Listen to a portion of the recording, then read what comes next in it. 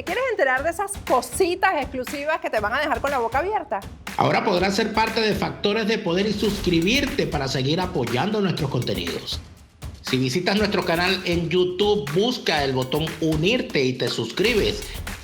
Por supuesto, podrás ver todos los planes de membresía que tenemos para ti y poder disfrutar de ellos a través de nuestra plataforma Factores de Poder en YouTube. Al unirte a este equipo de Factores de Poder, podrás disfrutar de muchísimos beneficios. Desde tener la publicación de cada programa más temprano y sin publicidad, hasta participar en conversatorios sobre los temas que más te interesan en cualquier ciudad del mundo en la que te encuentres. ¿Quieres saber más y escoger el plan que se adapte a ti? Solo tienes que visitar el enlace que te dejamos en la descripción y ver todo lo que te ofrecemos. Con tu suscripción contribuyes a que sigamos haciendo un periodismo libre y sin mordaza. Porque recuerda, la verdad está de moda.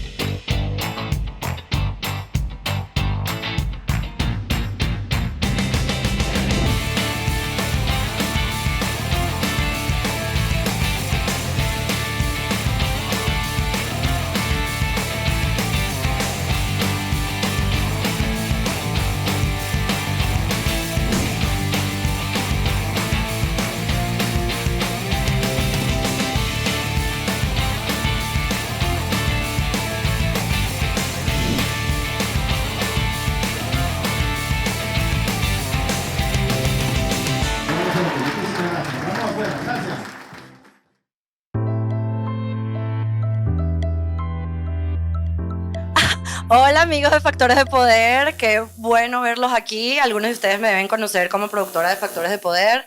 Soy Germania Rodríguez. Les quiero dar gracias por venir a nuestro primer conversatorio. Esto es algo que queremos repetir para tener más contacto con nuestra audiencia.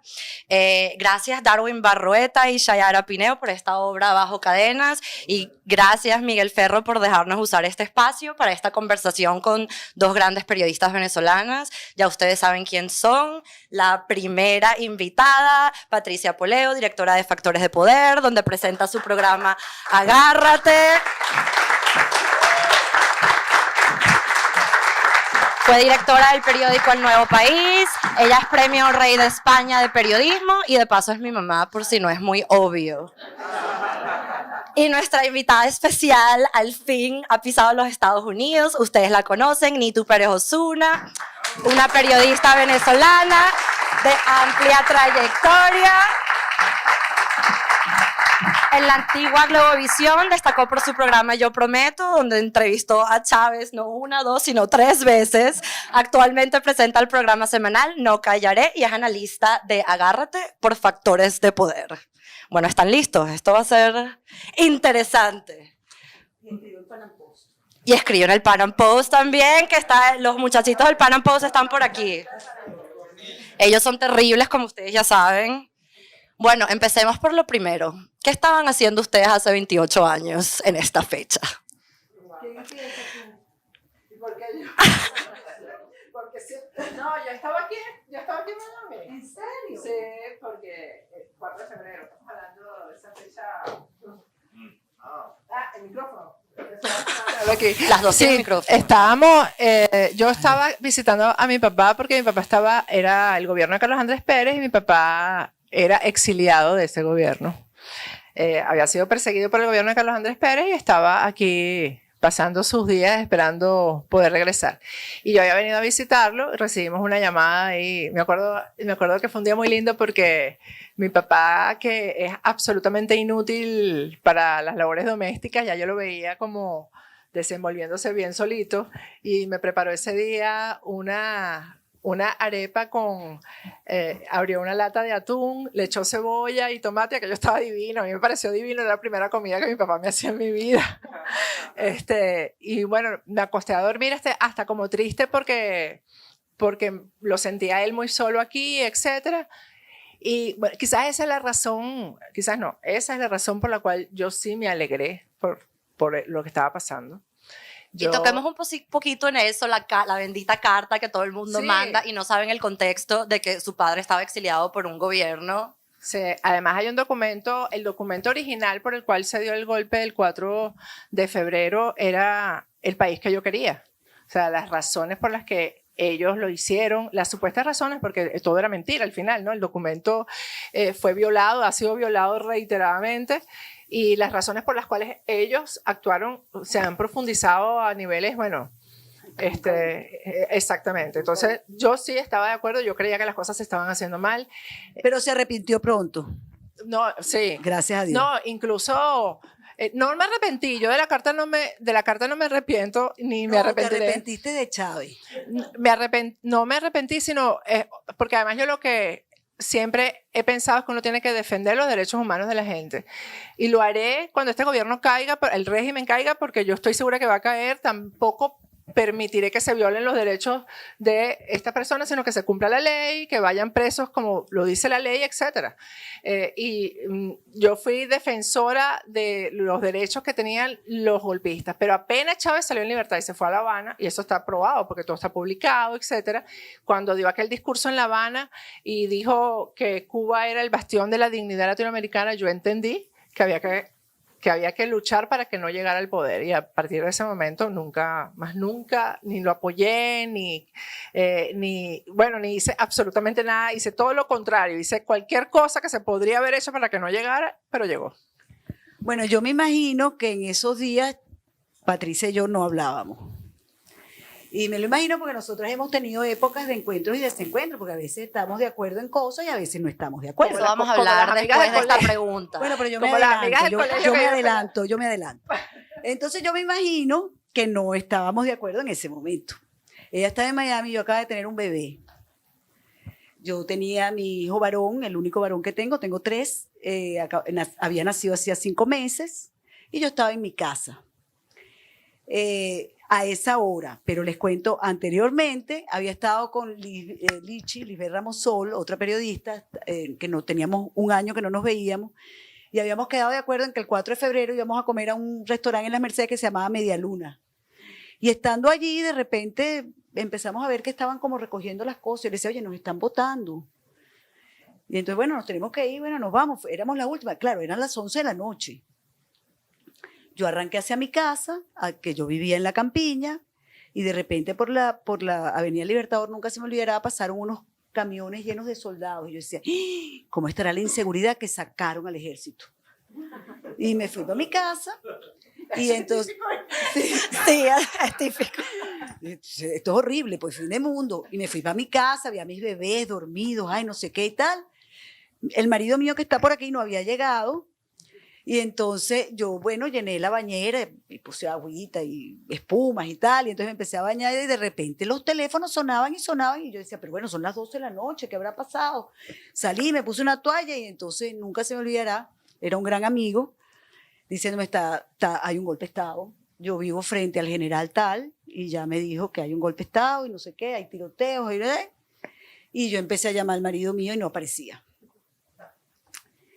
Y cuando apareció, esa es otra historia muy bonita, porque entonces yo tenía toda la casa prendida, el apartamento con las luces prendidas, y le había hecho una pequeña maleta porque él era secretario juvenil de COPEI.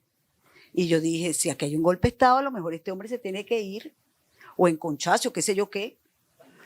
Y entonces le había hecho una maleta. Entonces él abre de repente la puerta y se arrodilla y dice, te juro que yo no he pecado, te juro que yo no he pecado, me decía. Y entonces yo le decía, ¿qué pecado de nada, chicos? Que acaban de dar un golpe de Estado a Carlos Andrés Pérez. Él venía de celebrar un grado, se acababa de graduar en el IESA, y bueno, venía con unos traguitos encima. Bueno, se le quitó todo.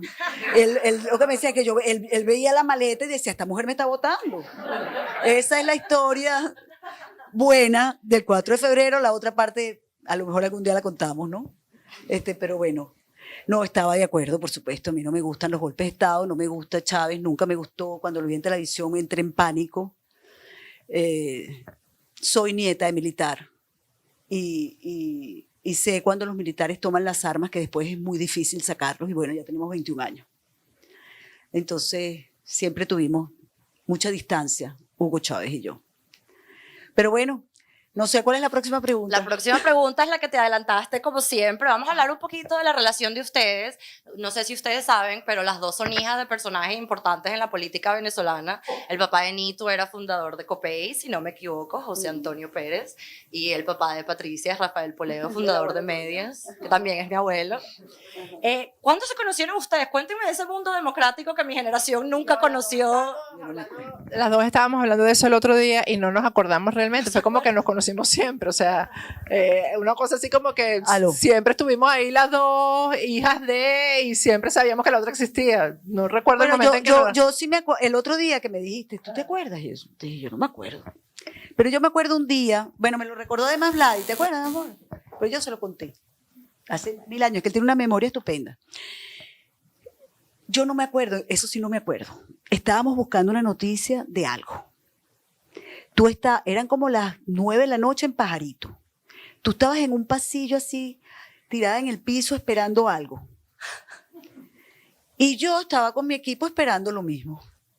Yo trabajaba en Venevisión, pero yo era una simple reportera. Esta mujer era, bueno, mentira, exitosísima. Ella andaba con cámara y yo andaba... Pero ella era exitosísima. No, yo no tenía periódico. Yo trabajaba para un periodiquito. No. Y entonces yo le digo a mi camarógrafo, ahí está la Patricia Poleo. Yo estoy segura que ella está en lo mismo que yo. Y él me dice, yo también creo. Ella está esperando lo mismo. Ahora, yo le voy a dar tu vaso primero, porque yo soy televisión. Bueno, no, ya no. Ya no, porque es tarde. Entonces no va a salir. Ella va a dar tu vaso, porque ella debe tener la redacción cerrada, parada. Bueno, efectivamente me acerqué. Te dije, mira, tú estás en esto, ¿no? Y tú me dijiste, ¿y tú? Y entonces dije, sí. Bueno, mira, chica, tú eres prensa escrita y yo soy televisión. Vamos ahí a esperar a ver qué hacemos. Y algo hicimos. No me acuerdo la noticia, Patricia, pero me acuerdo de la historia. Y yo creo que ahí empezamos a ser amigas. Porque, bueno, porque su papá era de Eco, el mío era copellano. Sí. Y entonces, bueno, su papá se metía con el mío. Entonces, ella era la hija del que se metía con el mío. ¿Entiendes? Entonces... Y ustedes son muy distintas también. Mi mamá siempre dice que ella es como de las zonas populares y tú eres más cifrina. Yo soy como de Katia, más o menos. Y ni tú eres de la Lagunita. De colegio de monjas. Ni Era de Caurimari. Ni tú eres de San José de Tarde y yo no quiero contar dónde estudié yo, porque no terminamos nunca, en todas partes. Bueno, y dos periodistas tan distintas se encuentran en la misma misión y en el mismo equipo desde que llegó el chavismo. Pero ya va, yo siempre la admiré. ¿Sí? Siempre. Yo siempre admiraba a Patricia y la leía y la seguía. Y yo decía, déjame ver por dónde está ella. Y yo siempre quería ser amiga de ella. Y fuimos amigas. No, sí, yo no sé cómo amigas. hicimos, pero... A mí me gustaba ir para Casanito porque todo estaba en su lugar. Sí. Y todo era bonito. Ahí había una gente que lo atendía a uno. Y siempre que tú llegabas te daban chupe o te daban lo que tú querías. Y Nito tenía una familia perfecta, era perfecta mamá, pero además era tremenda periodista. Y yo siempre... Y la casa de Patricia también era perfecta. Siempre había de todo. Pero completamente distintas. Yo me acuerdo de la casa de Nito cuando yo era chiquita y era como un castillo, era todo luz, blanco. Yo iba y sentía que estaba en un castillo, me acuerdo clarito. Lo que pasa es que la casa de Patricia siempre parece una iglesia. Exacto. Sí. Ella tiene Cristo en todos lados, ¿no? Entonces, bueno, uno se siente que Cristo lo está mirando, ¿no? Porque en cada rincón hay un Cristo. Entonces, eso como una iglesia y lo mío era, tú sabes, como otra cosa, ¿no? Más Yo también tengo mis minimalista. vírgenes. Sí, pero Nito siempre ha sido como la conciencia de uno de ya va, espérate, nosotros le tenemos hasta un meme, ¿no? Ya va, espérate, vamos a pensar bien lo que vamos a hacer, no sé. Y yo siempre he sido como más... Ella es más apasionada. Sí, y de repente más impulsiva, ¿no? Pero Nito siempre piensa las cosas dos veces, además tiene con quién pensar que es Vladimir. Entonces ella no es que piensa sola, sino que le pide a Vladimir también, mira, a Vladimir está pasando tal situación, etcétera, ¿no? Y yo he sido como más, sí, apurada en todo, hay que decir esto ya, hay que hacer... Bueno, después que salieron las redes se acabó este tema del tubazo, porque enseguida... Afortunadamente. Sí, se acabó Afortunadamente, la verdad. Y Patricia ha cambiado muchísimo.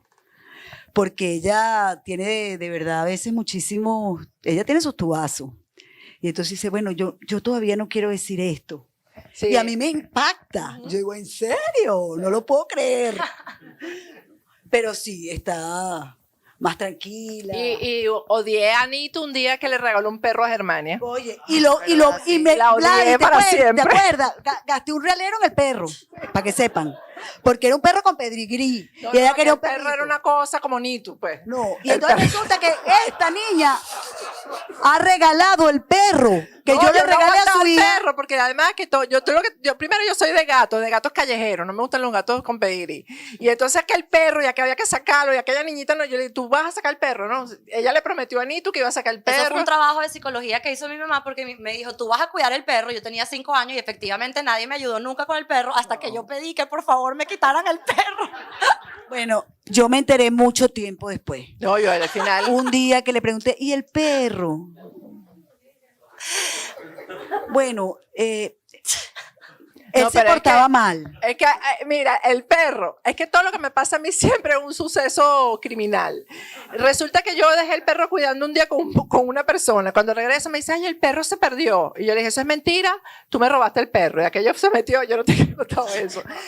Entonces, en ese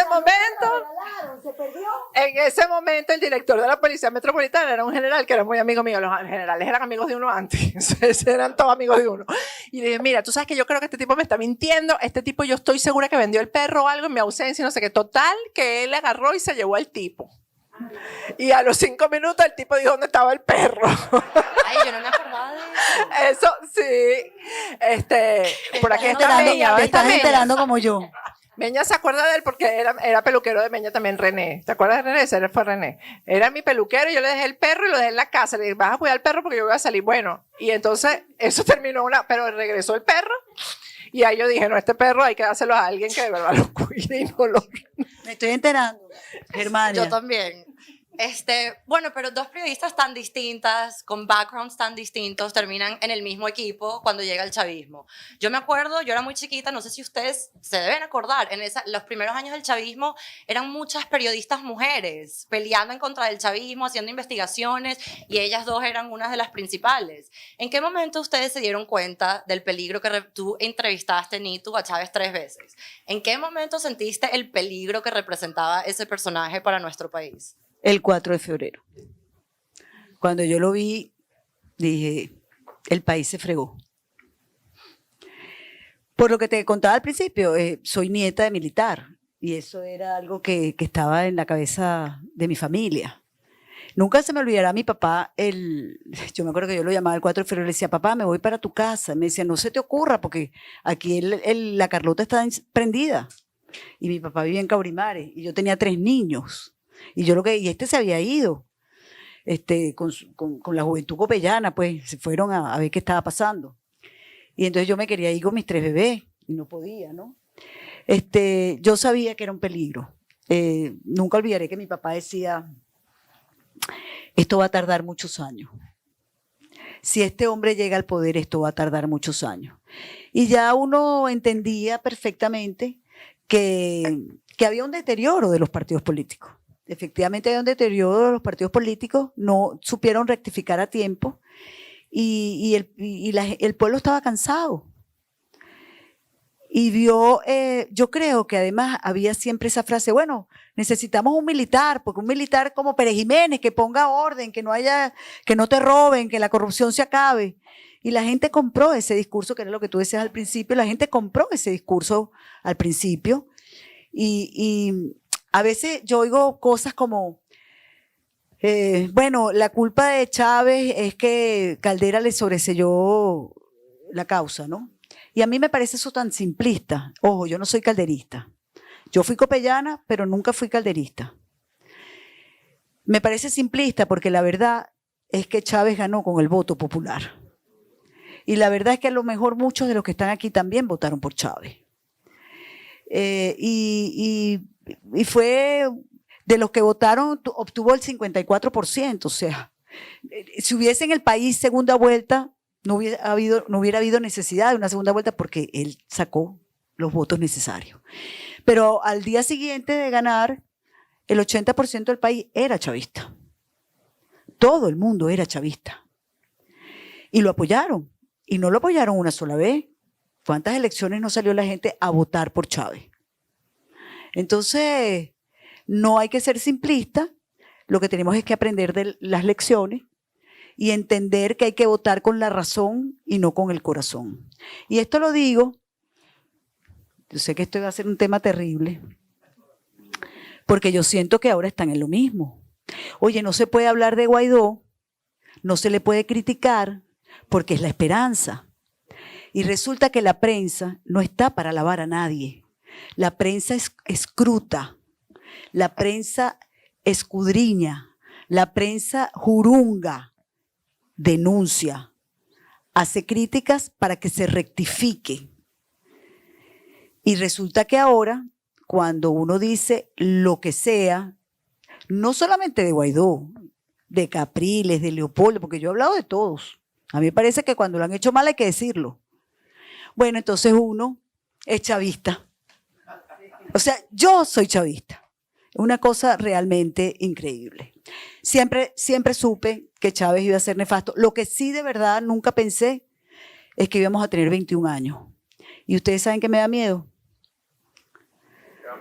Que esto se extienda por mucho más, por la torpeza y los errores de una oposición que no ha cumplido con su rol de oposición. Y tú, cuando te diste cuenta, no que iba a ser un mal presidente, sino el nivel de criminalidad y que eso iba a causar una de las peores crisis de Latinoamérica en la historia reciente. Bueno, yo recuerdo el discurso del Ateneo, ni tú te acuerdas, cuando yo lo oí, pero cuando yo lo oí, yo dije, si todo esto es verdad, este va a ser el país de las maravillas, pero lo que había detrás ya no me gustaba. Lo de Cuba me marcó porque además que yo desde chiquita sí tuve como la conciencia de lo que pasaba en Cuba, y creo que no pasaba, que en general en Venezuela no se tenía la conciencia real de lo que era el comunismo. Yo sí, porque tuve mucho contacto, incluso había una modista que todavía vive aquí en Miami y todavía tenemos contacto, que tiene 90 años, que era cubana, y ella iba a la casa y era adoctrinarme contra Castro, ¿no? Contra Fidel Castro. Yo tenía apenas 13 años, y ella cosía y mientras estaba en la máquina me contaba las cosas, y eso me marcó mucho. Yo, cuando tuve la primera información de la relación de Hugo Chávez con la guerrilla colombiana, ahí fue que yo dije, bueno, esto va más allá de hacer un mal gobierno, o de repente reprimir o oprimir algunas libertades. Entonces, yo ahí dije, no, esto, porque yo, además, lo de la guerrilla colombiana para mí siempre también tenía mucha conciencia de lo que era la guerrilla, de lo que era capaz de hacer, etcétera.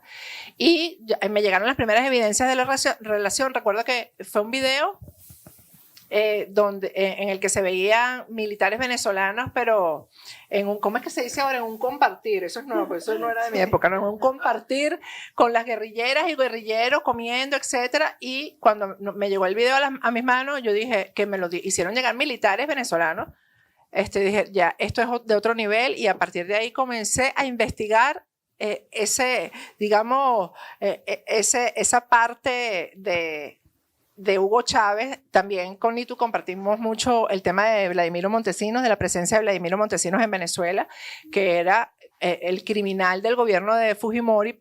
Y todas esas cosas, aparte de la corrupción, porque lo del Plan Bolívar 2000 también era cuando llegaron las primeras evidencias, estamos hablando del año 2000, o sea, recién el gobierno había comenzado y ya habían evidencias de corrupción. De manera que cuando tú relacionas, bueno, dinero más relación con la guerrilla colombiana siempre ha sido narcotráfico, ahí yo dije, bueno, esto va a ir más allá de un gobierno que se puede sacar dentro de 5 años, y bueno, aquí estamos. Bueno, y esas investigaciones tan tempranas en la presidencia de Chávez hizo que fueras una de las primeras personas que se tuvo que ir de Venezuela porque tuvo una orden de captura acusada de terrorismo hace casi 15 años. Cuéntanos cómo cambió tu lucha en el momento que te tuviste que ir y cómo fue lo que estabas pensando en ese momento, que ya no estabas adentro de Venezuela, y cómo iba a ser ahora tu lucha distinta y qué hiciste. Sí, bueno, efectivamente, como fue hace 14 años, que fue una de las primeras, yo tenía mucha rabia, peleé con Dios, porque decía, Dios mío, ¿por qué me hiciste esto? Yo no me merezco esto, mi hija, el desarraigo, porque además fue de un día para otro, no me dio tiempo de pensarlo, de recoger, sino un día me tuve que ir a esconder y me tuve que montar en un barco, salir, mi hija tuvo que salir por otro lado. Hoy he entendido que la misión que me tocó a mí y que nos ha tocado a periodistas como Nitu, que también puede decir algunas cosas que no pueden decir los que están allá adentro, obviamente. Gracias a Dios hay periodistas afuera de Venezuela, como no todos los que están afuera de Venezuela, pero hay personas como Nitu, estoy yo, hay otras personas que podemos decir las cosas como son. Aquí hay un joven venezolano que es Orlando Avendaño, que también está fuera de Venezuela y por eso también puede decir muchas cosas. Yo entiendo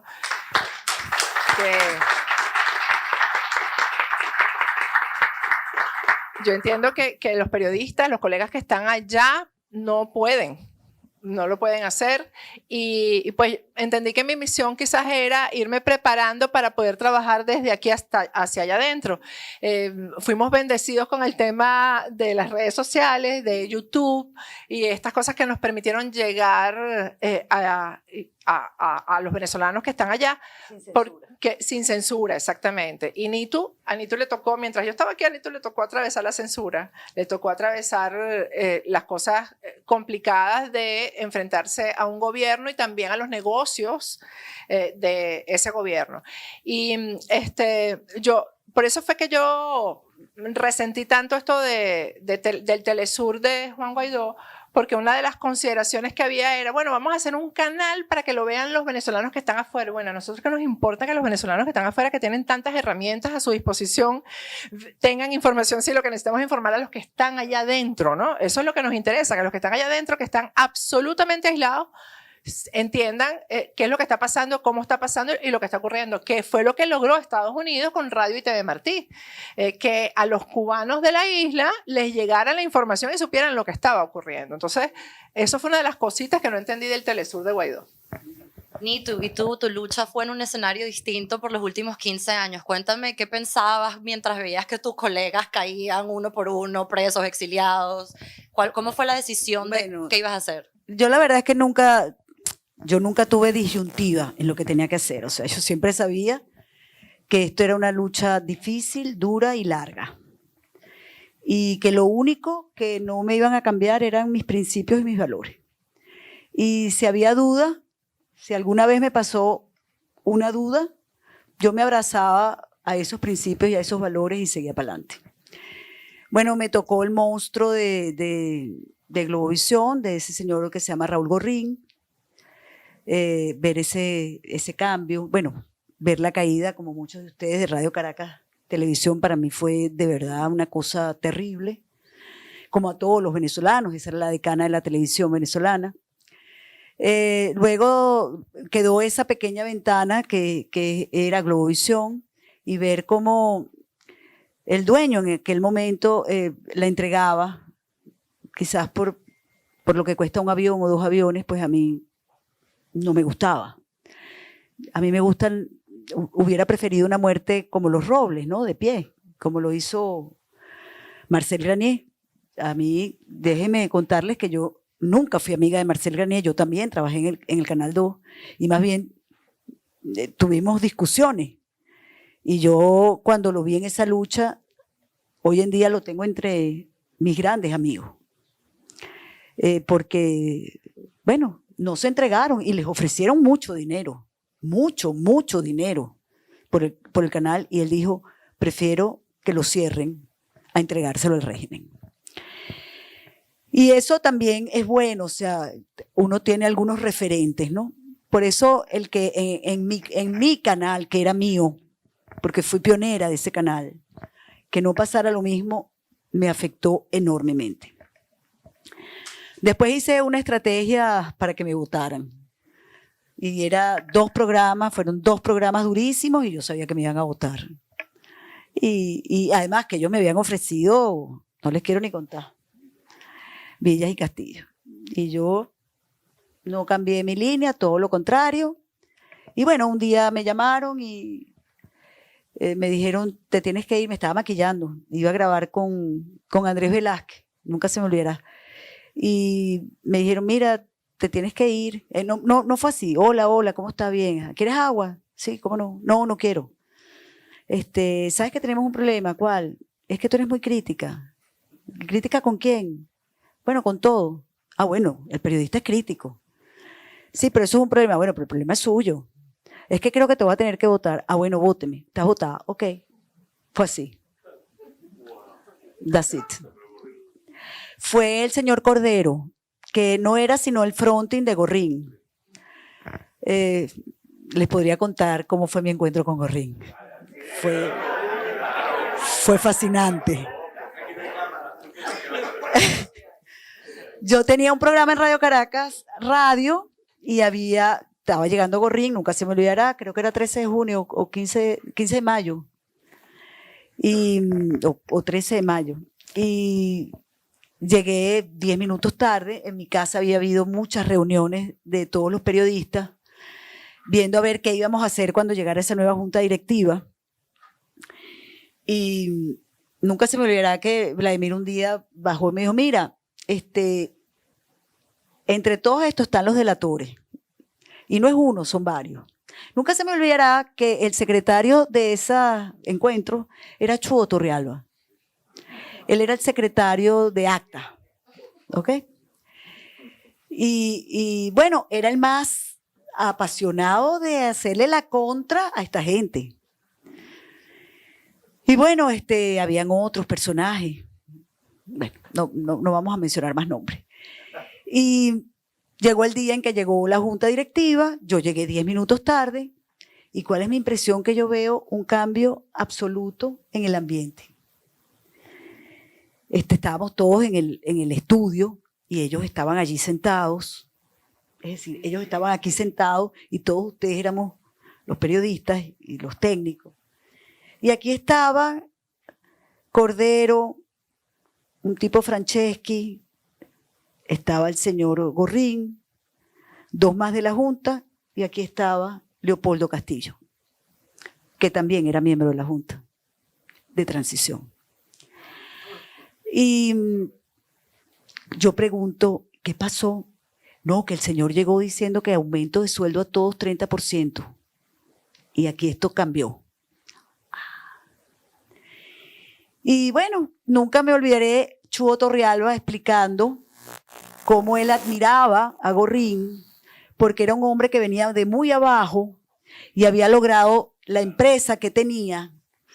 Y bueno, que él lo admiraba y lo respetaba, y que Globovisión había entendido la importancia de entrar a los barrios, y por eso lo habían contratado a él para un programa, El Radar de los Barrios, que él quería continuar con este hombre que venía de abajo en ese canal. Y yo decía, no lo puedo creer. No, esto es increíble. Y así fui oyendo a varios, aunque también hubo otros que no. Como por ejemplo, José Vicente Antonetti. José Vicente Antonetti le dijo que él era abogado, y él era periodista y abogado, y que bueno, que él conocía que él era miembro de la banda de los enanos, que era la que manejaba el Poder Judicial. Y entonces le dijo, bueno, no, mira, eso no es verdad, eso no es así y tal. Y yo aproveché ahí y me metí, y entonces teníamos un micrófono como este, y él tenía un micrófono también. Y yo le arranqué el micrófono a Antonetti, y entonces le dije, mire, yo quiero hacerle una sola pregunta.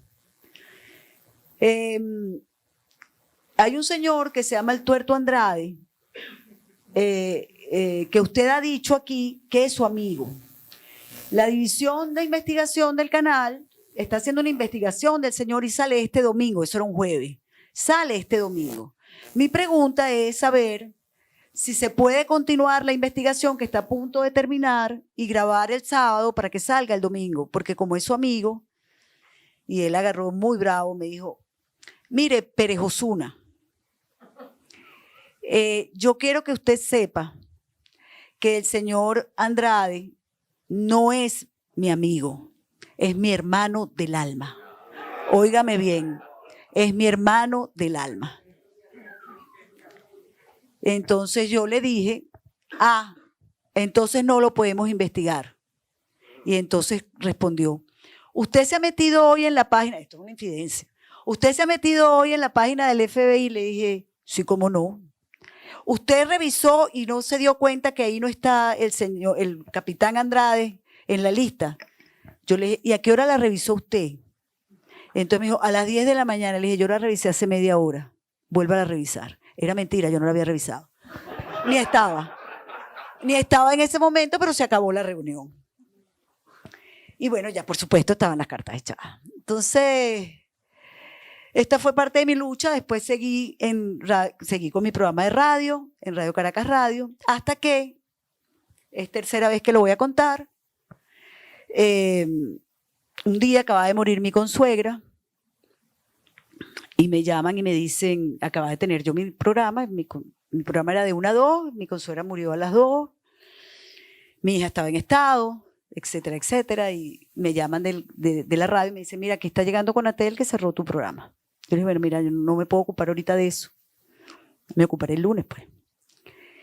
Y bueno, al lunes ya no había programa, el martes tampoco, el miércoles recibo una llamada, se identifica, me dice que es de Conatel, el segundo hombre a bordo, me dice que me tiene una información, me cita en un sitio muy feo en Montalbán, fui, era un bar, había un apartado en el bar con unas cortinas rojas, me puso su teléfono y me puso una grabación, y era Henry Ramos Ayub pidiéndole que me cerrara el programa, porque era un ganar-ganar.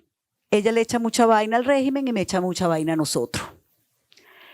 Entonces el tipo le preguntaba, ¿y qué digo? Bueno, cualquier cosa, lo que se te ocurra, pero ciérralo. Y eso fue lo que me fue a llevar el señor. Y yo lo oí, le dije que muchísimas gracias, me dijo, eso es para que usted vea, perdónenme las expresiones, para que usted vea la mierda de oposición en la que usted está. Yo le dije, no, está equivocado. Por cierto, era un militar. Está equivocado. Esa es la mierda de su régimen. Ese señor no es de la oposición, ese es un disfraz. Quiero que sepan que yo quise muchísimo a Henry Ramos Ayub, muchísimo. No tienen una idea de cuánto. Era alguien muy querido por mí. Y descubrir que dentro de la oposición había gente que me perseguía más que dentro del gobierno, fue lo que me impulsó a continuar de la manera que fuera. Y continué de la manera que fuera. Seguí escribiendo, después por las redes. Cuando yo me fui a Globovisión tenía 100.000 seguidores. Hoy tengo 1.800.000. Entonces eso no me los dio Globovisión. Y un día Patricia me llamó, que creo que no estábamos ni muy contentas en esa época. Y me llamó de verdad y me dijo, primero me mandaste un emisario. Sí. Sí, me mandó un emisario. Y entonces, mira, que Patricia tiene un programa que ella quiere que tú estés un día a la semana. Yo le dije, ¿me vas a dejar hablar? Y entonces me dijo este amigo, Carlos Ortega, sí. Coño, que sí te va a dejar hablar, Catira. Sí te va a dejar hablar. Bueno, está bien, dile que está bien. Y la verdad es que me ha dejado hablar, a veces me interrumpe. La que sí. Te corto ahora soy yo. Sí, ahora la Führer aquí, pero sí me deja hablar. No, y a veces, no, y es buenísimo porque hemos aprendido a interactuar las dos. Ella habla mucho y yo también, o sea que es complicada la cosa, ¿no? Pero bueno, esa ha sido un poco la historia. Y después contaré otras cosas, pero vamos a dejar que hable Patricia. Fíjate, yo quería, no, esto no tiene que ver con la pregunta, pero con los tiempos, ¿no? Cuando estaba Chávez y todavía no se había presentado esta situación con la oposición, yo creo que fue el momento más hermoso del periodismo en Venezuela, porque ahí no había mezquindades. Es muy difícil que en esta profesión no haya mezquindades porque es un oficio muy competitivo y la mezquindad viene de ahí, de la competencia, ¿no? Y bueno, y en nuestra época el tubazo era el que tenía la noticia y el que acababa con todos los demás porque no la tuvieron, o el que la decía primero, ¿no?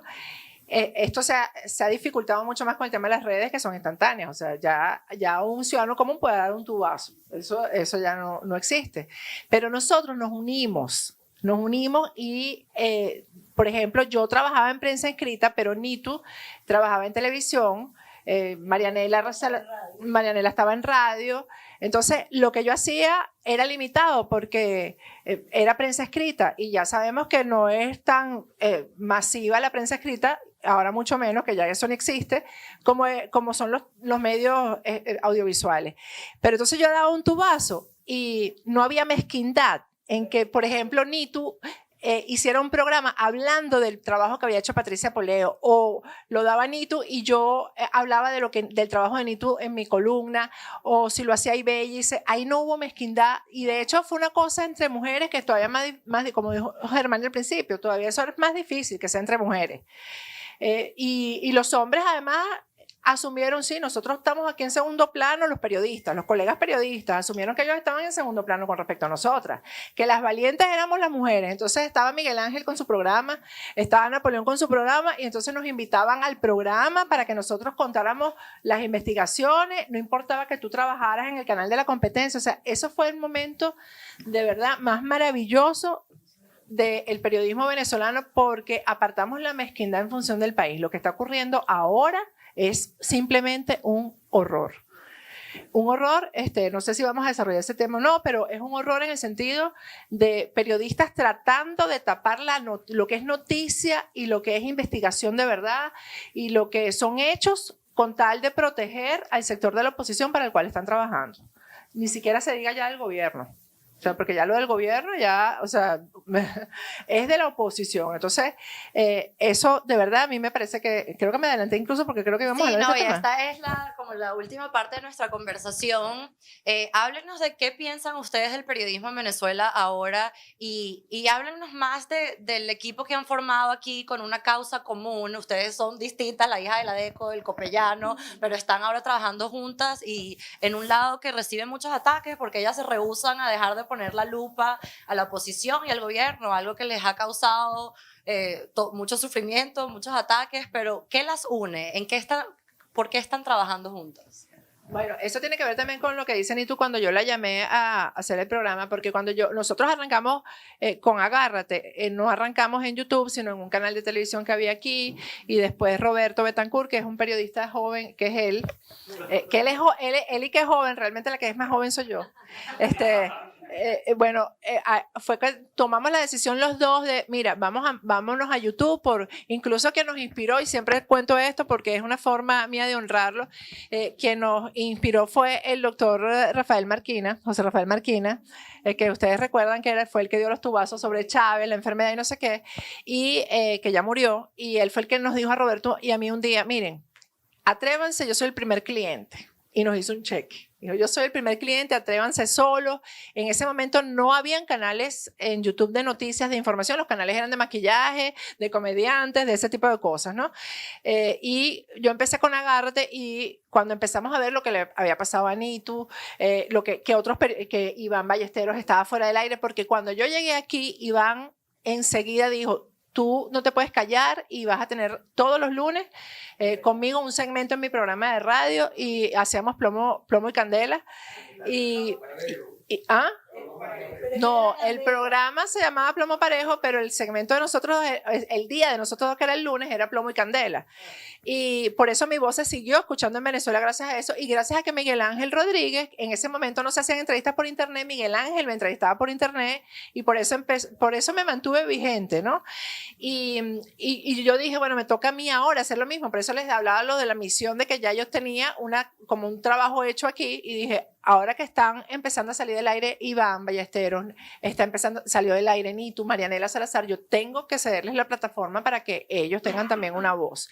Y así comenzó esto, y en estos días hubo que yo lo comentaba con Jovel, que yo quiero darle las gracias a Jovel. Jovel es costarricense y está entregado al tema de Venezuela de una forma de verdad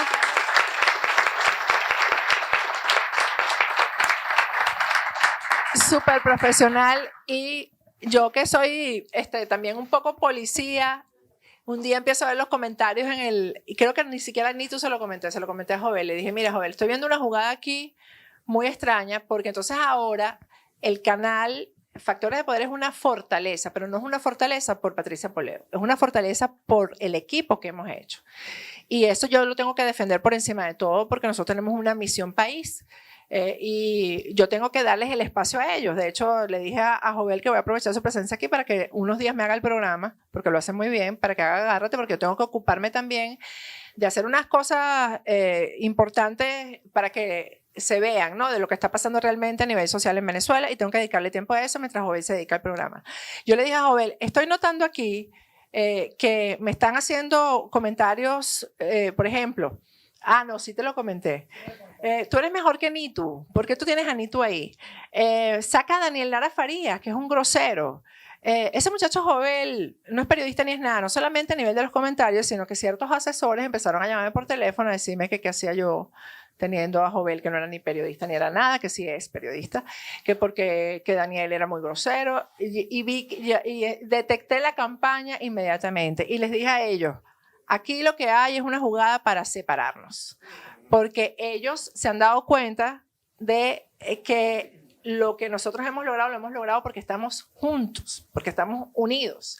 No está Nitu por un lado diciendo una cosa, entonces está Orlando en Panampo diciendo otra cosa y Jovel por otro lado, no. Ahora incorporamos además a Germania, que es periodista como se es aquí. Como se deja aquí, no, ella a veces nos ve a nosotros que somos tan latinos, ella estudió aquí en Estados Unidos, tiene más tiempo en Estados Unidos que de lo que tuvo en Venezuela, estudió en una universidad aquí en Estados Unidos y ella a veces nos ve así como que, me parece que se están pasando, porque aquí los americanos, todo es que uno se está pasando, que uno, etcétera. Entonces, incorporamos tenemos gente, son muchachos jóvenes, somos un equipo muy pequeño, aquí no, parece que lo que ven en pantalla es que somos muchísimos y somos muy poquitos, pero lo que ellos han detectado que es una fortaleza es que estemos todos ahí, que estemos todos en ese sitio y realmente ahí no hay censura, lo pueden decir ellos. No. Ahí a veces Daniel dice unas cosas que me provoca matarlo, pero no le digo no las digas, simplemente cierro los ojos y trato de no, a veces yo de verdad no veo el programa de Daniel porque me angustio mucho con las cosas que dice, pero ahí no hay censura. Ellos tienen toda la libertad del mundo, los que tienen programas independientes, de decir, incluso cuando le doy el programa, por ejemplo, a Pero Jovel, es que no la vamos a dejar tampoco. No, exacto. Eso es imposible. Pero, no está en su naturaleza. Germania dice que soy demasiado, que doy demasiada libertad. Sí, ella definitivamente tiene un trauma porque la censuraron toda su vida y ahora no, ni edita nada, ni quita una coma de nada. Nada. Y a Jovel, que cuando me hace mi programa le digo, Jovel, tú vas a hacer mi programa, pero lo vas a hacer tú. Yo no te voy a decir a quién vas a invitar, ni cómo vas a decir, ni qué vas a hacer. Nada. Y Jovel se lleva a sus propios invitados. El otro día llevó a alguien a hablar mal de mí y le dije, dale, no importa. No vamos a decir quién. Gran programa. Bueno, Nitu, cuéntanos, ¿qué te une a mi mamá en esta misión? Mira, primero que nada, nosotras siempre hemos estado juntas. Es decir, nosotras creo que nos hemos respetado mutuamente y nos hemos querido. Como se quieren las grandes amigas, que pelean, pero vuelven. Las del colegio. Exacto, las del colegio. Las amigas del colegio. Hemos tenido desencuentros, pero son más los encuentros. Y en este momento, tal cual como ella lo dijo, yo creo que tenemos ya mucho tiempo transitando la misma vía.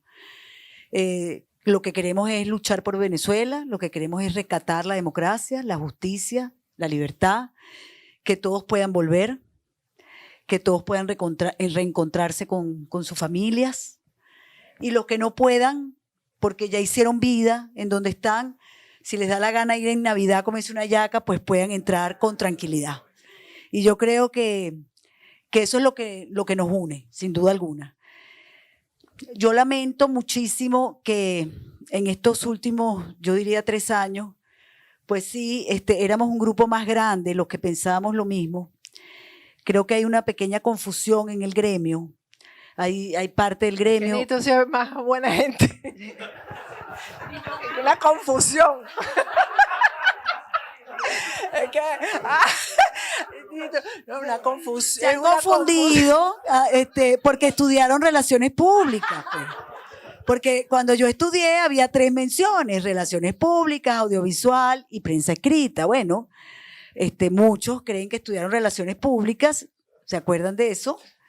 Y resulta que estudiaron por otra cosa. Las relaciones públicas son muy buenas. Yo, por ejemplo, entiendo perfectamente que haya gente como mi ex jefe Alberto Rabel, que hace unas relaciones públicas de Guaidó, porque él es el ministro de Comunicaciones. Yo eso lo puedo entender. Pero un periodista que se dice crítico, que está en búsqueda de la verdad, pues perdonar todos los errores y porque no conviene. ¿No le conviene a quién? El silencio es nefasto siempre. Hay que decir las cosas. Y no vamos a hacer como la que hemos tenido para entrar en otra. Y déjeme decirle, yo he sido víctima de las dos dictaduras, tanto la del régimen como la de la oposición. Y yo les puedo garantizar que todo, pero no de los míos. Y los míos son peores. Yo sé que aquí ha habido una pregunta constante desde que anunciamos que yo venía, y es el pasaporte. Y yo lo he dicho, el pasaporte me lo quitó no el régimen, la oposición. El diputado José Gregorio Correa, amigo de mi marido y mío por más de 30 años. Entonces yo no podría haber pensado que alguien a quien iba a mi casa iba a terminar en esto. ¿Y ustedes saben por qué? Porque es el operador de Gorrín, el operador político, relaciones públicas. Y no, ese sí no está confundido. Ese no está confundido. Yo me confundí con él por muchos años. Eso es otra cosa. Ya vi que por ahí le levantaron la mano. Seguimos. Entonces, nada, uno se soba y sigue. Y antes que me hagan la pregunta, que creo que por ahí levantaron la mano, no, me encantaría. Me encantaría porque mis hijos les estábamos sacando el pasaporte sefardí. Porque mi suegro, mi suegro es Da Costa Gómez y fue el primer sefardí que llegó a Aruba. Y por allí mis hijos van a tener un pasaporte español. Yo estoy muy agradecida al gobierno colombiano. Yo salí la primera vez, hace 2 años del país, luego que nos tiraron el pitazo de que iban a allanar mi casa y me iban a llevar detenida. No sabíamos por qué. Era el tercer allanamiento, ¿ok? Porque me han allanado 2 veces más y me han allanado. Y bueno, me acuerdo de mi esposo, Vladimir, que me decía que te tengo que sacar, que te tengo que sacar. Yo no sabía nada. Y yo, pero que no, que yo no me voy. Qué fastidio contigo. Que sí, que te tienes que ir, que te vienen a buscar. Y agarré, hice una maletica chiquita, un carrión, y nos fuimos y estuvimos enconchados una semana con una señora que pasaba todo el día meditando. Y bueno, hasta que nos llegó el momento de irnos, y fue muy duro. Para mí fue terrible, además todo en tierra, todo por tierra, con una peluca, unos lentes. Y llegamos a pasar el puente Simón Bolívar con otra cédula. Y recuerdo que cuando íbamos por la mitad, una señora empezó, ni tú. Y yo apuraba el paso. Y Vladimir, de repente le dijo, señora, no se da cuenta que está huyendo, cállese. Y en el otro lado nos estaba esperando un gran amigo que 2 días antes lo había llamado, un amigo colombiano, que lo había conocido en Venezuela, que supuestamente yo le había dado unas clases que no necesitaba y nos habíamos hecho muy amigos. Y lo llamé para decirle que tenía que salir del país, que por favor me ayudara, que no conocía más nadie. Y me dijo, tú estás hablando con el secretario de Defensa de Colombia. Y yo le decía, ¿qué? Sí, yo soy el secretario de Defensa. ¡Wow! Entonces eres tú. Me dijo, los vamos a estar esperando en el puente. Y así fue, y es terrible cuando uno pasa ese puente y agarra a un colombiano y te dice, señora Pérez Osuna, señor Vladimir Petit, bienvenidos a la libertad. De ahora en adelante son protegidos del gobierno colombiano. Aquí hay libertad. Es horrible. Lloré muchísimo, ahorita tengo ganas de llorar, porque sentir que un país que no es el tuyo te cobija, te protege, te cuida, te monta en un avión sin pasaporte y te dice vamos a Bogotá. Y después te da un papel especial para que llegues a Panamá donde estaba mi hija. y donde nosotros tenemos oficina hace muchísimos años y no habíamos podido ir porque no teníamos pasaporte, que eso lo haga Colombia. Miren, yo les voy a decir una cosa, cuando todo esto pase, los colombianos y los venezolanos tenemos que ser uno solo. Porque no es solamente el agradecimiento personal, es que ver a tantos y tantos venezolanos que esta gente recibe y le estamos estropeando el país. Les estamos estropeando sus finanzas, el sistema educativo, el sistema de salud y siguen con nosotros. Esto no se nos puede olvidar. Como no podemos olvidar otras cosas donde nos han maltratado, ¿no? Pero quienes nos han dado una mano no podemos olvidarlo nunca. Y yo creo que Colombia ha sido muy especial con Venezuela. Así que, bueno, esto es parte de lo que les quería comentar. Y yo no sé si hay más preguntas. Wow, ahí tienen un montón de detalles exclusivos. Una última pregunta antes de que toquemos las preguntas de la audiencia. Bueno, la gira de Juan Guaidó ya apareció, hay un update, si apareció en State of the Union, sabemos. Pero Sí está, bueno, apareció en the State of the Union. ¿Qué opinan que eso significa? ¿Perdón? El pasaporte. Colombia me dio un pasaporte hace 6 meses. Por eso los amo. Qué grande es tu país, qué grande es su gente. De verdad que yo los adoro. Oye, qué lástima que siempre cargo la bandera de Colombia también puesta, para que sepa. Mi marido la carga puesta. No, la visa americana es otro tema. No, pero vamos, sigamos. Ya salió el secreto del pasaporte. Bueno, ¿qué opinan? ¿Qué significa esto para Juan Guaidó y la causa para la democracia que sea el invitado de Donald Trump en the State of the Union? Yo primero quiero ver cómo lo presentó Donald Trump antes de opinar. Porque, por ejemplo, cuando vi cómo iban a presentar, en calidad de que iban a presentar a Iván Simonovich, me di cuenta que el presidente Trump no lo iba a presentar, no sé si ya lo presentó, como funcionario de Guaidó, sino por su calidad de perseguido político, preso político, en su calidad de un hombre pues, que luchó contra el crimen en Venezuela, etcétera, no como un funcionario de Guaidó. Entonces, yo primero quiero ver cómo se refiere o de qué manera se refiere Donald Trump a Juan Guaidó antes de opinar. Pero así se haya referido a Juan Guaidó o se refiere a Juan Guaidó, no sé si lo ha hecho todavía, como el presidente de la transición, como lo que sea, yo estoy segura que esto no va a resultar en nada. Por cierto, que Nito es bien, en estos días un sacerdote, le mandé el audio a Nito, porque un sacerdote jovencito, por cierto, franciscano venezolano que está aquí en Florida, me dice, yo quiero mucho a Nito, a mí me encanta Nito, ella es como una tía mía en Venezuela, que ella siempre dice, vamos a salir de esto, y siempre le da ánimo a uno. Los niñitos de producción dicen, ya viene Nito, cuando le toca a Nito el martes, y Nito dice que ya vamos a salir de esto. Entonces, yo estoy segura que ahí no vamos a conseguir nada, porque yo estoy convencida por informaciones que manejo. Además, ya Acción Democrática se quitó la careta y dijo que va para esas elecciones, y Guaidó está haciendo desde el principio lo que Henry Ramos le dice que haga, y se ha demostrado públicamente que va a los actos proselitistas políticos de Acción Democrática, y yo creo que él va a llegar a Venezuela y se va a sumar a esto de hacer unas elecciones con Maduro ahí en el poder.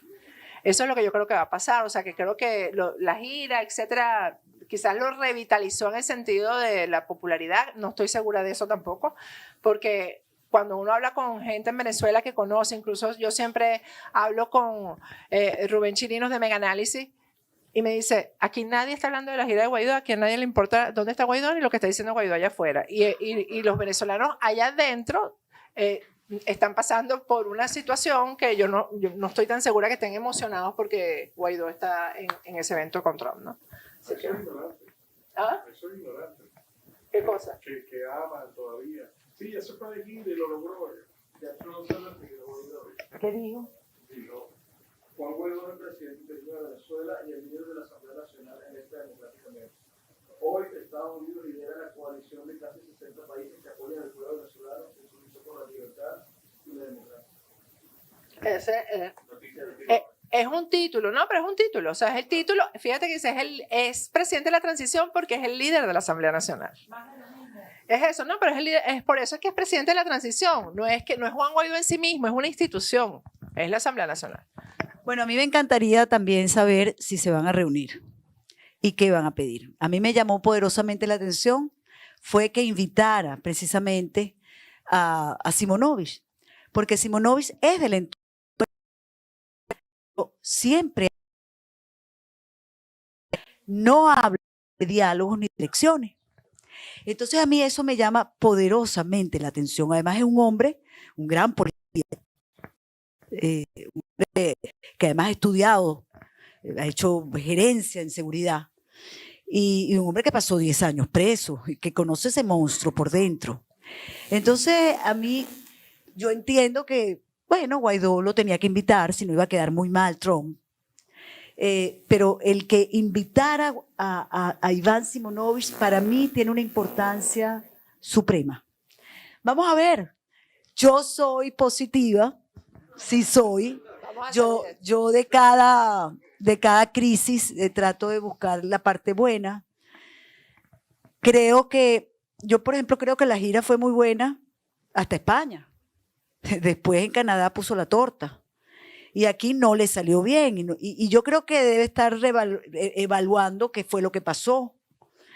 Creo que a veces la juventud,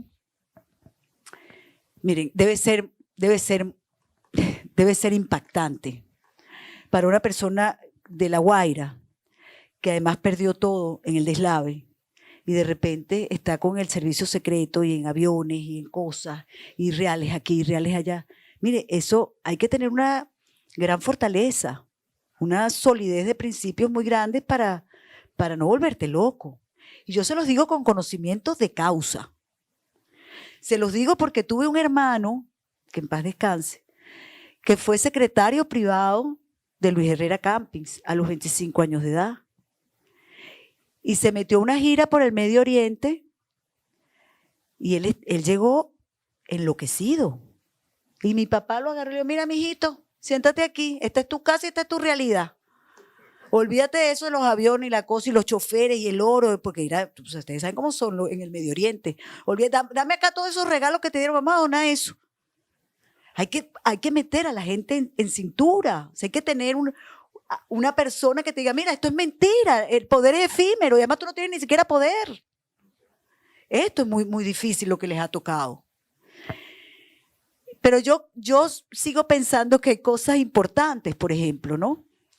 Ahorita lo que se dice en rumores es porque no se ha hablado de lo que dijo Orlando Avendaño, de que el papá de Guaidó se reunió con Leopoldo Betancourt, con Alejandro Betancourt, gracias por la corrección. Es verdad, con Alejandro Betancourt. ¿Habrá influido eso o no en una reunión con Guaidó? Porque ahí estaba nada menos y nada más que el que era abogado de Trump. Entonces, pero esto es un secreto a voces. Aunque los medios, esos que se dicen independientes, quieran tapar esto y más bien decir, como dijeron ayer en un medio, que yo en mi vida lo había visto, pero que todos estos me llamaron a decirme que lo viera, que dijo horrores de Orlando porque sacó una información que de paso, el tipo lo único que hizo fue atacar a Orlando cuando resulta que esa es una información de Reuters. Estoy hablando de tu información de Alejandro. No, yo después te cuento. Entonces, ¿Cómo es que es un equivocado? Un confundido. Pero la verdad es que todo el mundo sabe que se reunieron. Y entonces ahora te dicen, bueno, porque una foto, ¿cómo que una foto? Una foto es una foto en un castillo. Yo nunca he ido al Castillo de Alamín. ¿Alguno de ustedes ha ido al Castillo de Alamín? No, bueno. Entonces, ¿por qué va a estar el señor en el Castillo de Alamín, que es de ese señor que tiene en oscuridad absoluta al país? Y no solamente que en oscuridad absoluta, que gracias a la falta de luz se mueren los niños en las incubadoras, se muere la gente conectada a las máquinas en los hospitales y en las terapias intensivas. Eso es un genocidio. Entonces, ¿cómo no nos va a interesar que el papá del presidente se reúna con un genocida? A mí sí me interesa. Y yo estoy convencida que la inmensa mayoría del país le interesa. Y los que viven fuera del país también. Entonces, yo no quiero decir con esto porque cada quien es responsable de sus actos. Por supuesto que él no es culpable de las cosas que haga su papá, pero bueno, es el presidente. Se tienen que dar una explicación, no ocultarlo. Miren, la verdad es que yo no sé por qué estaba ahí. Vayan y le preguntan. O yo no estoy de acuerdo con esa reunión. Si es que es el caso, pero el silencio otorga. Y eso es lo grave de esta Otra cosa situación. que yo quería comentar, Nitu, y que quiero que quede aquí hasta grabado, es que nosotras jamás, bueno, yo me imagino que ni tú tampoco, porque eso hubiera sido un escándalo. Cuando estábamos en el ejercicio de reporteras, etcétera, en Venezuela, yo nunca recibí una llamada de un jefe de prensa, de un político, de un ministro, para amenazarme o para insultarme, porque no, si querían un derecho a réplica, se les daba el derecho a réplica, o si la persona que estaba señalada en una investigación quería aclarar, daba una rueda de prensa y aclaraba, esto no es verdad, o esto sí es cierto, o ponía sus pruebas sobre la mesa. No lo que está pasando ahora, que uno publica o dice algo de algún dirigente de la oposición y enseguida recibe llamadas del jefe de prensa, recibe llamadas de un periodista insultándote, diciendo que cómo es posible que tú hagas esto. No se diga el ciudadano común que agrede al periodista que no dice lo que él quiere oír, ¿no? Porque con eso se está agrediendo su propia libertad de expresión, porque la libertad de expresión no es nada más del periodista, sino del ciudadano que tiene derecho a estar informado con la verdad. Entonces, eso a mí nunca me había pasado. Bueno, a mí no se han tan atrevido a llamarme, pero por ejemplo, yo sé que a Orlando lo insultaron después que sacó la cuestión sin argumentos. Yo sé que te insultaron. Bueno, y críticas, y no solamente eso. A la rueda de prensa del sábado, a periodistas de este país, de Estados Unidos, les dijeron que tenían que pasar primero las preguntas para revisarlas antes de que se les hicieran a Guaidó. Yo, en mi vida, me pidieron que pasara una pregunta antes en una rueda de prensa. Y doy fe de eso porque hablé con uno. Me dijo, sí. Pero yo no lo dije, me dijo. Yo le dije que yo no le iba a decir. Pero la verdad es que eso no se hace. A mí jamás, nunca, en todos los años que tengo de ejercicio de la profesión, nadie me dijo que era lo que yo le iba a preguntar. O sea, eso no se hace. Eso habla un poco también de esa naturaleza dictatorial que parece que se contagió en el país. Y que definitivamente yo soy, bueno, yo siempre digo que cuando todo esto pase, se lo he dicho a Patricia, vamos a tener que reeducar al gremio. O sea, tenemos que, de verdad, lo que es el periodismo otra vez. porque además son 21 años Claro. que en dictadura, o sea, hay mucha juventud que no sabe lo que es trabajar en democracia. Pero además, aunque estés en dictadura, tú tienes que trabajar como que si estuvieras en democracia. Tú tienes que decir todo lo que tú sabes. Así es, yo creo que ese es parte del problema. Después de 2 décadas a la gente se le olvida cómo funcionan las cosas normalmente. Pero como esto no es una democracia, sino mando yo, se acabó el tiempo. Es hora de las preguntas de la audiencia. Quiero mandarle un saludo especial a los factorcitos que están en primera fila. Gracias por apoyarnos. Gracias por el apoyo, de verdad. No saben cómo lo apreciamos. Y también a los que nos están viendo por YouTube, por un link especial de Montreal, Illinois, España, Suiza, Perú, Toronto, Texas, de todos lados. Gracias, estamos siempre pendientes de ustedes. Ahora para las preguntas, Nitu, esta es para ti, de Rafael Morales. Yo siempre les pregunto esto, ¿creen que hemos podido hacer algo para evitar esta tragedia? Mira, yo no voy a hablar de imponderable. Se pasó. Lo alertamos muchísimas veces. Yo desde aquel 4 de febrero, que estaba en los medios, o sea, ¿qué no hicimos? Miren, Yo Prometo nació con Hugo Chávez, tratando de desenmascarar el personaje. Ahora, era un líder, no podemos negarlo. Y el liderazgo antagónico se había envejecido y se había corrompido. Y eso pasó. Yo creo que hay etapas. Yo lo que sí aspiro y espero es que no se nos olvide esta. Esto sí no se nos puede olvidar. Y todavía más, tenemos que escribirlo y que se estudie en las escuelas. Porque yo creo que uno estudiaba el perejimenismo en los colegios, pero por encima. Hay que estudiarlo con profundidad para que no vuelva a pasar. No sé, se hizo mucho para que esto no pasara, pero cuando los pueblos se deciden a equivocarse, se equivocan. Y esa es la verdad. Y cuando se deciden también a salir de esto, también lo hacen. Yo estoy ahorita apostando a lo segundo. Bueno, esta pregunta puede ser de lo segundo, no me pusieron el nombre. ¿Qué tan viable es la formación de un ejército libertador con verdadero alcance y poder militar en Venezuela? Esta es para ti. Absolutamente viable. Eso incluso se empezó a organizar. Por cierto, por aquí está, creo que el que generó esa idea, que es José Antonio Colina. Lo que pasa es que con las luces no veo. El teniente José Antonio Colina, que ha sido un gran luchador, 16 años en el exilio. Y creo que él tenía programa, Patricia. ¿Ah? Él tenía programa. No, lo tienen en Factores de Poder. No, pero yo creo que se fue porque tenía que hacer el programa. Tenía que grabar, ¿en serio? No, ese salió, no, quién sabe dónde está. Sí, no, es que hoy no hay programación en Factores de Poder porque estamos en esto.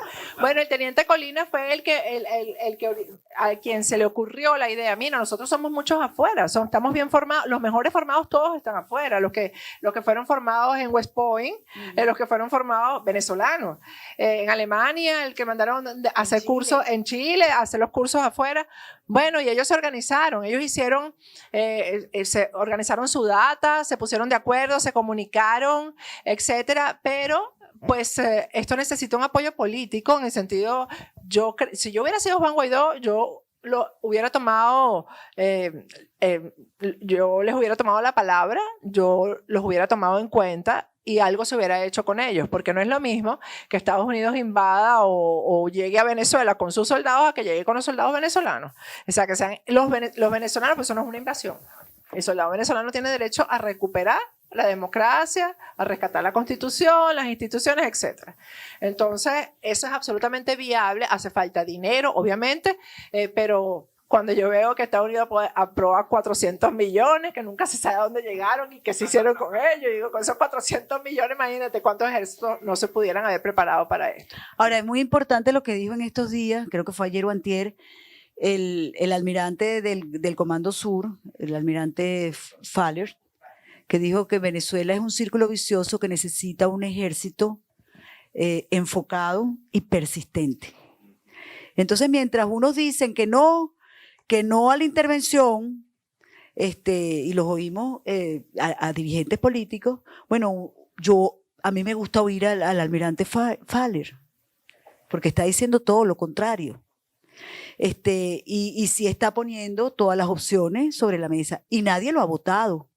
Es decir, si él lo dijo, es porque el gobierno norteamericano lo autorizó a decirlo. Porque si no está votado al día siguiente o a la hora siguiente. Entonces, yo creo que hay opciones maravillosas y estoy de acuerdo con Patricia en el sentido de que son muchos los militares venezolanos afuera que están desesperados por entrar a rescatar la democracia y la libertad en Venezuela. Necesitan recursos y bueno, ojalá que Guaidó, si se reúne con el presidente Trump, se lo pida. Que pida la pizza, como digo yo. Hay que pedir la pizza, a ver si nos las dan. Esta próxima es de Virginia Ross. ¿Habrá algún punto de encuentro donde todos los periodistas conformen una coalición y representar a los países como Venezuela, Nicaragua y otros que hayan sido invadidos por Cuba? Organización que describa el daño de los castristas ante países aún ciegos de los destrozos de la cubanización. Eso también es absolutamente viable y yo creo que sería necesario sobre todo para las nuevas generaciones, porque una vez que se restituya la democracia en todos estos países hay que contar y hay que hacer la crónica de lo que cada uno de nosotros vivimos. Es lo que hacen los judíos. Los judíos no permiten que se olvide lo que a ellos les ocurrió.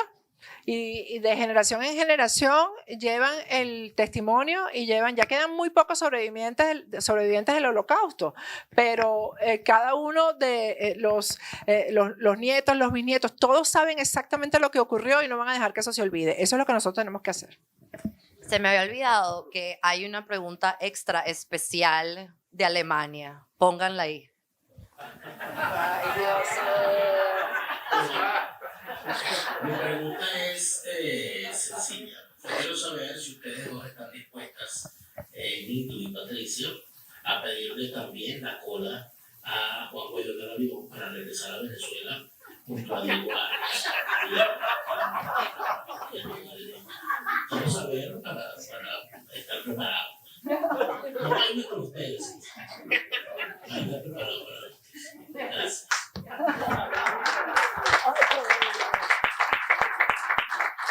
Se peinó y todo para grabar el video. Se peinó. Sí, estaba guapo. Difícil que esté guapo, pero estaba. Estaba mejor. No, yo no me voy en ese avión.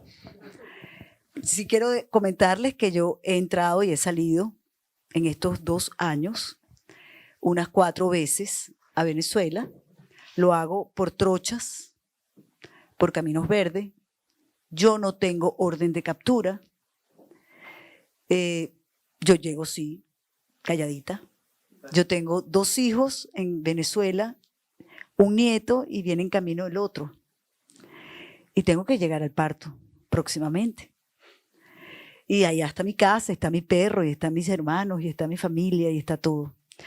Mi marido se desespera cada vez que hago eso. Pero bueno, lo tengo que hacer. Ese es mi país. Y cuando voy de salida, entonces sí hago un poquito más de bulla, ¿no? Para fastidiar. Claro, yo tengo mi familia en Venezuela. Toda mi familia está en Venezuela. Y tengo 2 hijos y un nieto, y viene el otro. Todo uno lo hace pensar, o sea, lo que uno hace sabe que es riesgoso, no para uno, para ellos. Porque a mí qué carrizo me importa lo que me hagan, pero me toca un hijo y la cosa es complicada, ¿no? Pero Vladimir y yo siempre decimos que los educamos demasiado bien. Les inculcamos tanto el nacionalismo que no hay manera que se vayan de ahí. La grande, porque el marido trabaja en la Procter y fue cambiado, pero en diciembre estaban todos en Margarita, pasando el año nuevo. Así que no me iría en ese avión. No me importa entrar por trochas o como sea. Y soy una convencida que el día que todo cambie, Patricia dormirá en el aeropuerto. Dormirá en una silla esperando montarse en el primer vuelo. No, yo regreso por donde salí. Esa es mi promesa. ¿Y por dónde? ¡Ah! Yo regreso en barco y entro por el puerto donde salí. Bueno, entonces se tirará al mar de una vez. Se lanzará al mar.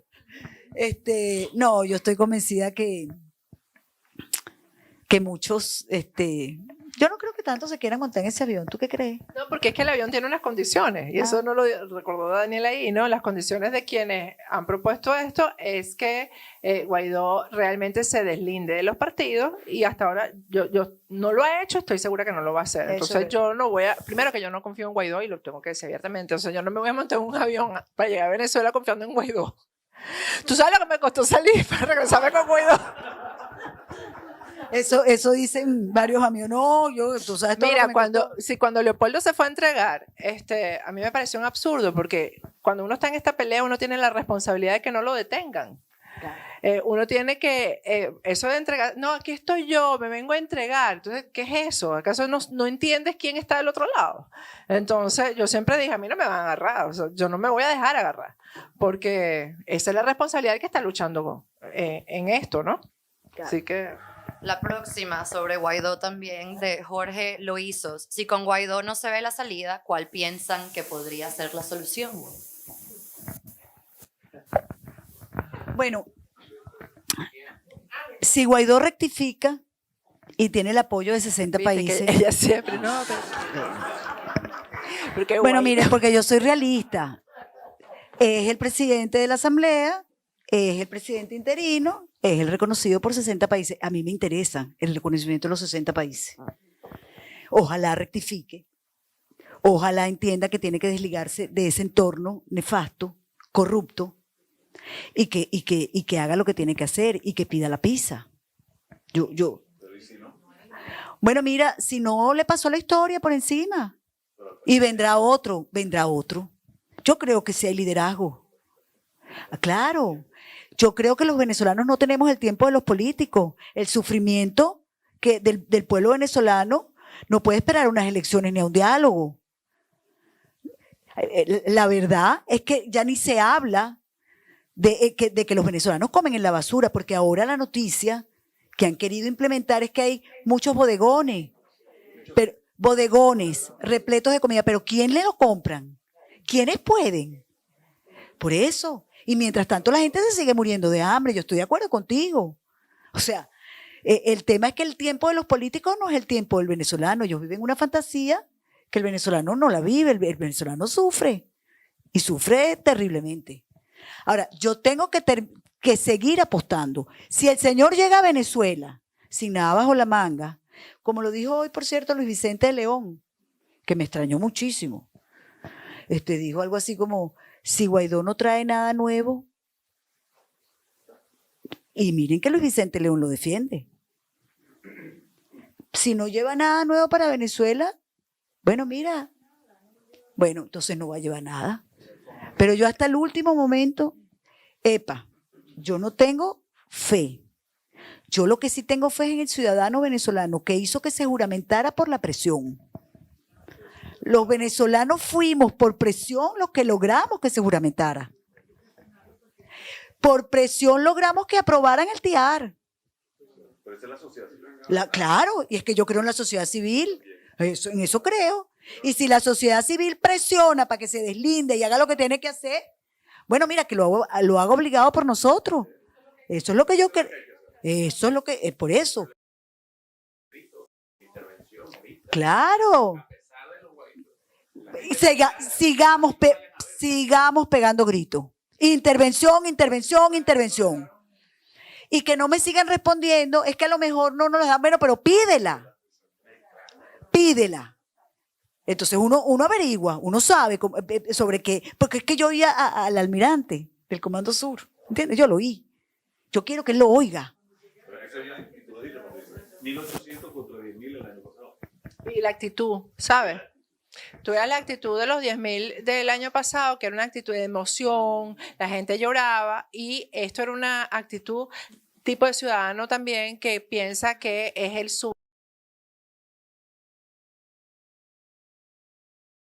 para obedecernos a nosotros. Benito es auténtico. O sea, la sociedad civil es la que tiene que tomar la decisión y presionar. Lo que se hizo aquí en Miami debería ser un ejemplo. Eso de que sí, te vinimos a ver, pero vinimos fue a exigirte. El selfie estuvo bien y todo lo demás, pero vinimos a exigirte. A mí me pareció que eso fue fundamental, ¿no? Y fíjense que nosotros, con todo este tema de los presos de inmigración, que hemos comenzado con una campaña de los presos venezolanos de inmigración aquí, la sociedad aquí se ha organizado sola, no ha habido liderazgo político que diga tú vas a hacer esto, tú vas a hacer lo otro, y se han dado logros importantísimos. Cuando llega a Venezuela y entonces dice, bueno, vamos a ir a elecciones porque los espacios no se pueden perder, se va a Trump va a ir a elecciones. Cuando yo escucho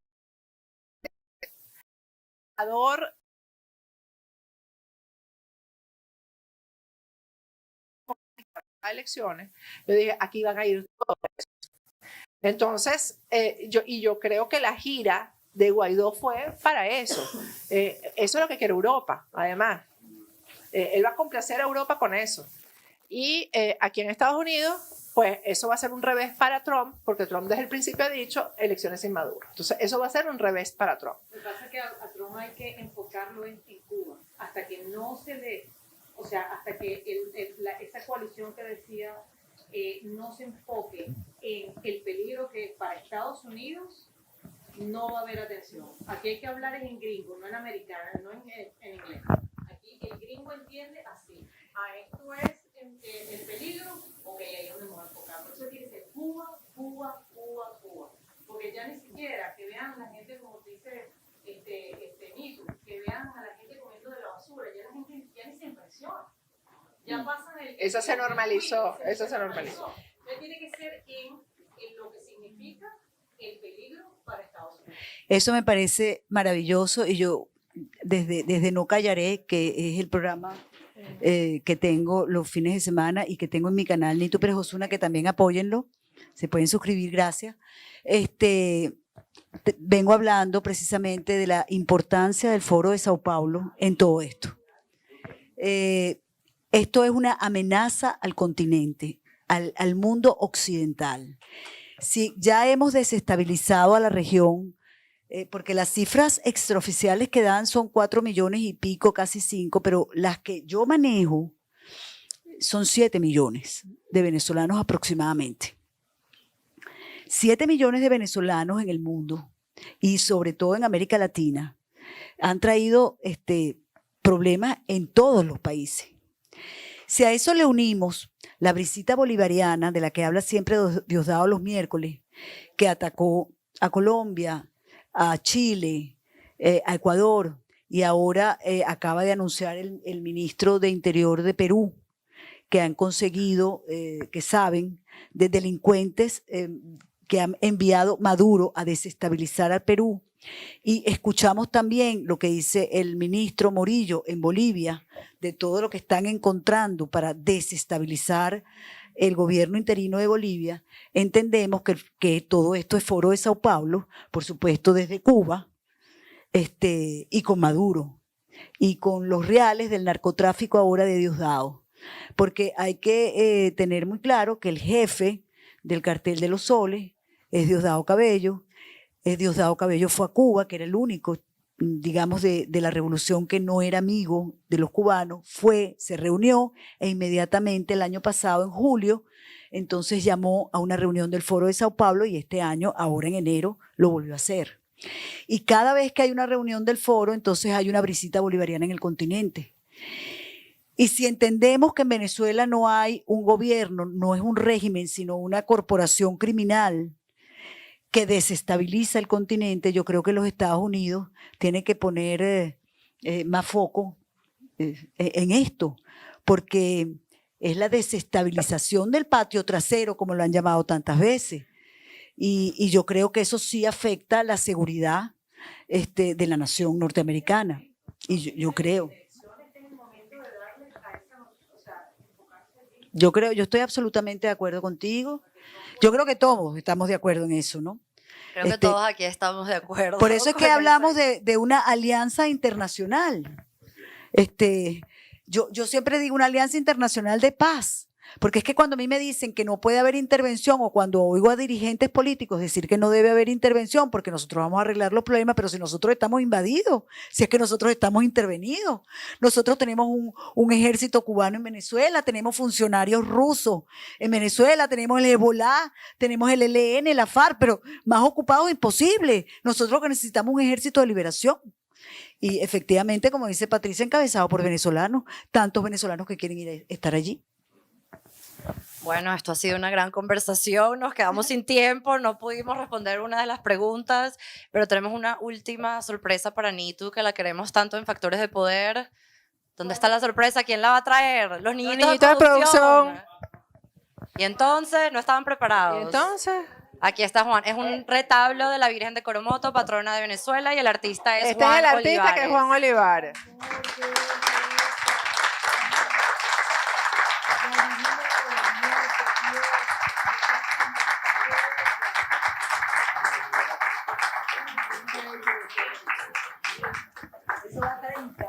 Bueno, y gracias a todos. Gracias, de verdad. Gracias a todos por acompañarnos, fue una gran conversación, estos son eventos que queremos empezar a hacer más y más. Gracias a Miguel Ferro por dejarnos usar el espacio y gracias a todos los que apoyan nuestra pequeña compañía de Miria que estamos tratando de crecer y buenas noches. Gracias.